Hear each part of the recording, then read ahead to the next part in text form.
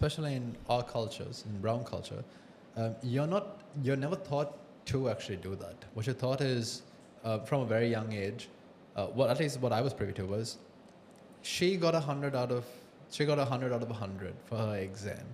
You got, I was not that smart. I got a 70 maybe.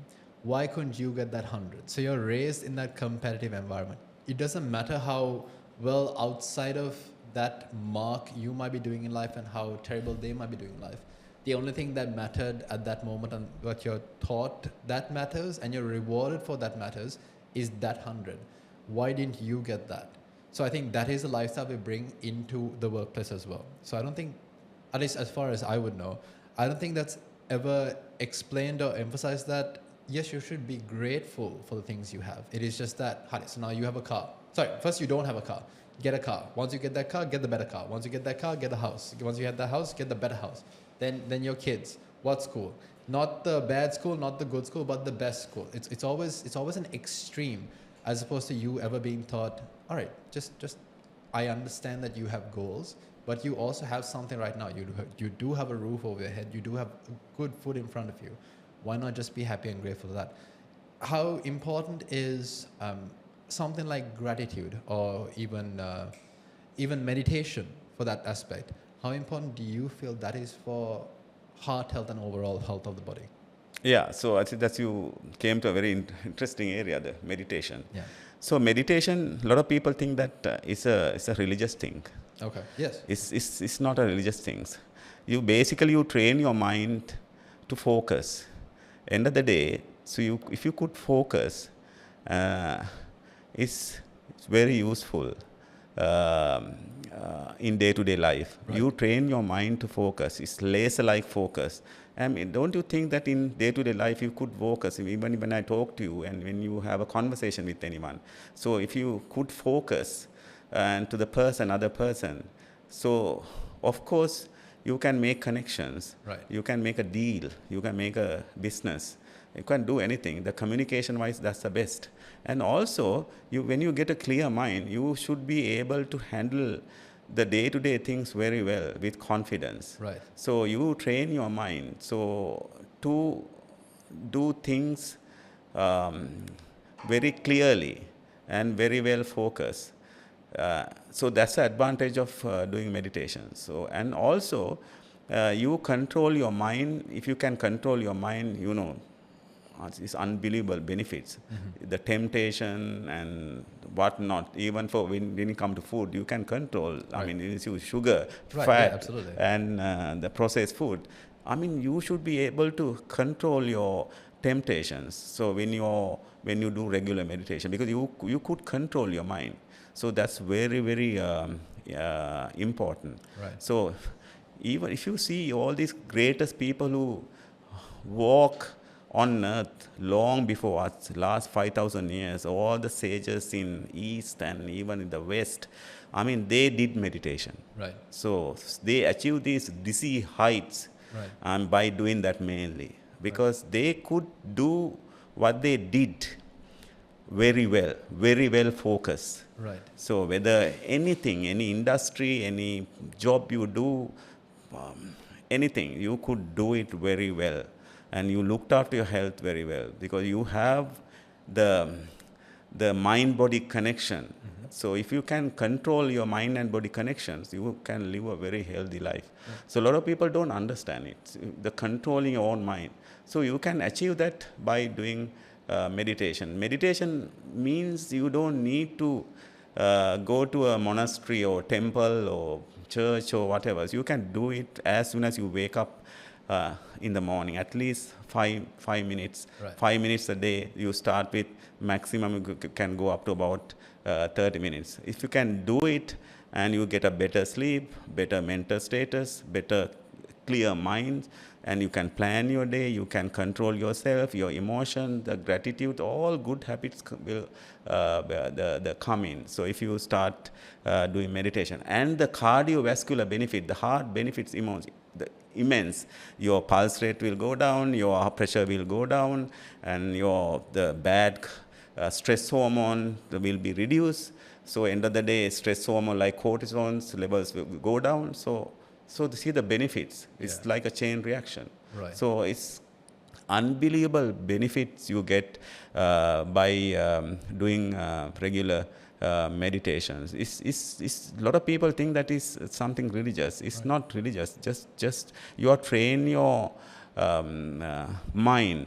Um, Otherwise, your mind become like a small puppy, untamed puppies. Right. Every 5 So seconds, it's running. every second they look around, jumping here and there. So it's like you become like a untamed puppy. Yeah. So, but if you start doing meditation, you're very well focused, Right. and so it's very useful in day-to-day life. It's also very intriguing to think that the cure or some sort of panacea for heart health and mental health is something that is so readily accessible to you. But you would rather not do that for the 5 minutes a day or 10 minutes a day. You'd rather live your life as rapid paced as you can, focusing on as many things as you can, and then when it's almost too late, that's when you want to spend all your life savings to try and live an extra day, which is quite a sad situation, especially Yes. here in Yeah. fast-paced world. Yeah. Okay. And also, Amata, I think one has to understand that your mind is in between the environment and your cells. Right. So mind could perceive the changes of the environment, Right. and that convey those changes straight to your cells and the genes. Right. And genes that could change your gene, actually. The mind could change your genes. Don't ever. How do you mean? Yeah, so that's called epigenetics. Okay. Epigenetics is something not the cell genes change not because of a mutation, little defect in the genes so Right. from birth coming. So, but here is because of the environment. Okay. The changes in the environment, could affect your genes and could change your gene. Best example is this. There's a thing called telomere. Telomere. Okay. The telomere, the length of the telomere in your chromosome determines your age, Okay. how fast you age. Right. The longer is better. You become younger. Shorter means you're aging fast. Right. And or you have age. So always try to keep it little longer. Okay. So there are certain genes. They are called sirtuin genes. Sirtuins. These sirtuin genes, usually the environment control these genes, what you eat and your emotional status and whether you're angry. Especially Right. the studies have found that when you are very angry, so these sirtuins get inactivated. Ultimately, your telomeres become shorter quickly. Right. That's why people who are very angry, Die very fast. and so they get all these diseases. They age fast. Right. Right. And the stress is, if you are exposed to so much stress, these certain genes get inactivated and you age fast. I don't need to tell you that. Yeah. And people go through stress, they age very fast. Not only that, so end of the day, when you are exposed to stress, not only these sirtuins and the telomeres and all that, and the heart health we already discussed. So environment has a direct impact on your genes. Okay. One has to understand that. So that's why I'll always say, you are what you think. End of the day. Okay. You are what you think. Right. So manifesting, Yes. same thing, no? So your energy and your whatever you think controls your cells, genes, everything. So your mind. So Right. because end of the day, your mind, when you start thinking, we create a network of neurons. Right. And what happens is there are certain chemicals secret. Those chemicals straight away go and control the genes and affect the function of the genes. So that's how it happens. Our feelings are not just the feelings. They can create a physiological and physical effect, reactions to the body. A lot of people think it's just a feeling. Right. And it's not just a feeling. That feeling can control and change your cells' functions, cells' behavior, and through changing genes. Right. That is actually very interesting because I read this study that happened a while back. I don't know what the university was, but they took 2 control groups of cancer patients, and to one they gave whatever was the closest solution they had in form of a pill to the cure for cancer. And to the other group, they said, we definitely have the cure. This is 100% going to cure you in the next 2 months or 3 months. This will be completely eradicated from you. And they just made this placebo group, and I think it was like a sugar pill or something. They made the placebo group feel that they were definitely going to get out of this cancer, whereas they were very realistic with group A. Group A only showed maybe 50 to 60% of a change where their cancer was cured, but the other 40 was still going through the situation. The placebo group had an 80 to 90% change just because they were led to believe that they were going to come out of the cancer. They were just so happy and they believed wholeheartedly that they would. I suppose that would be what exactly you spoke about. The fact that you would believe something so much so that it affects your entire body, that you can eradicate something as disastrous as cancer, is just the power of the mind. So 100%, I absolutely agree. But then coming back to what we discussed earlier, you said anger was one of the main components.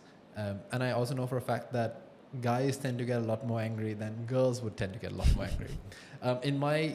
In that instance, with regards to your patients, are men more prone to heart attacks and heart-related diseases, or is it the ladies?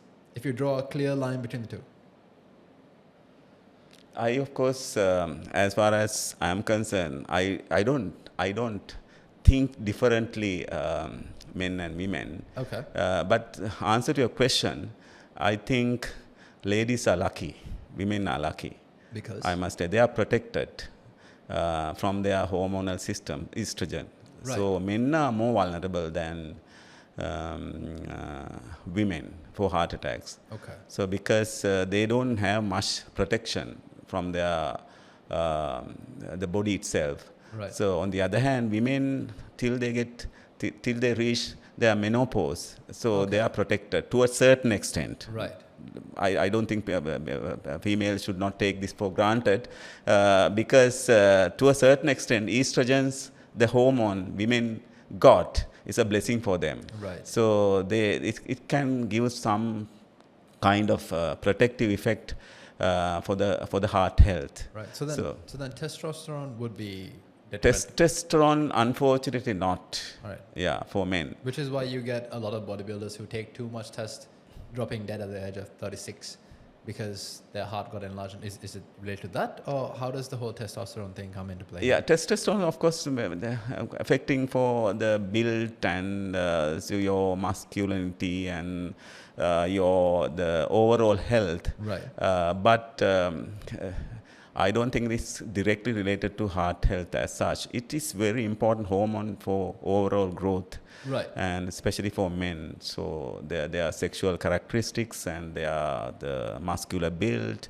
the bone health, their reproductive health, everything. Right. But when it comes to heart health, there is no direct relationship as far as I know. Okay.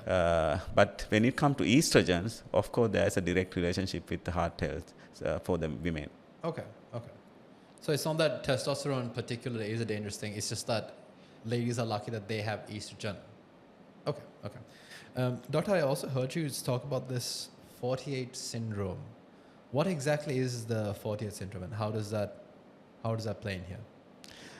This is my own naming, actually. So I don't think it's a documented syndrome. Okay. I myself think that there's a syndrome called 48 syndrome. I have not reported it.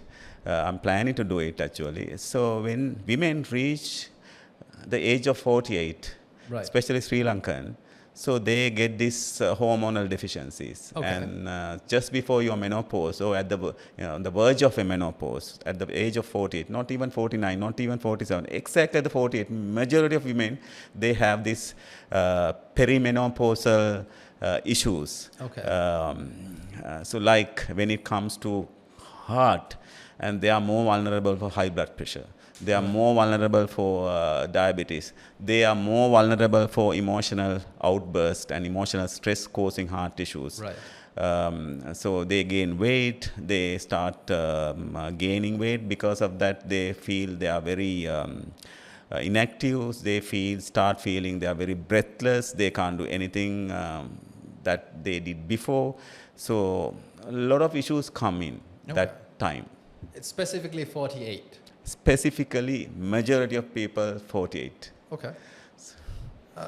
Then I suppose By the way, that's the time they are more vulnerable for, because they are losing their estrogen protective effect. Right. So that's where they are more vulnerable for all these non-communicable diseases like heart attacks. Heart attacks. Yes. Okay. So then I suppose the follow-up would be how do hormones play a role in heart health? Very much protective effect when it comes to estrogen. Okay. So they are improving your cardiovascular fitness and maintain the cardiovascular fitness, as well as keep all these non-communicable diseases at bay. So because the hormone like cortisol, so could cause the otherwise. That means it can cause inflammation, endothelial dysfunction, then the hardening of arteries, high blood pressure, so bad gut health, bad brain health, all that. Okay. So and for the layman like me, what exactly is endothelial dysfunction? Endothelial dysfunction is actually the innermost layer of all the blood vessels. Okay. You know, we have these blood vessels. If you know how long it is, it's about 59,000 miles long vascular tube chain we have. I mean, just imagine the big blood vessels, small tiny vessels, all together is about, if you straighten it up, and it's about 59,000 miles. I mean, just imagine the innermost layer, innermost lining is the most important thing. That has a lot of important function for your heart health. And so what happened is, because of this inflammation, sugar, the seeds oil, trans fats, all these agents could damage this inner layer that is called endothelium and start malfunctioning. So that is called endothelial dysfunction. When the endothelium is start malfunctioning, what happens is the outer layer, that the blood vessel tube, the wall, becomes very hardened. Okay. And it's go little harder. And in the sense, it's harden up as well as become thicker. And also, then what happens is, when it become hard and the thicker, and the lumens won't get, the lumens narrows down. Okay. And so then the inside, the lumen becomes smaller. This is what I meant. Okay. So then when the lumen of the blood vessel becomes smaller, so the blood pressure goes up. Okay. And again, the diameter becomes smaller. What is a lumen? Yeah, so that depending on the blood vessels, lumen is the tube inside. Oh, okay. Yeah, that's the lumen. Okay. And then, so diameter of the blood vessels the decrease. Right. So then the pressure goes up. As well as when there's endothelial dysfunction, the cholesterol goes and deposits in the wall. And then you get plaque formation. Right. And the cholesterol plaques are the cause of heart attacks. Okay. So those are the problems with the endothelial dysfunction you come across, so you get mainly with these agents.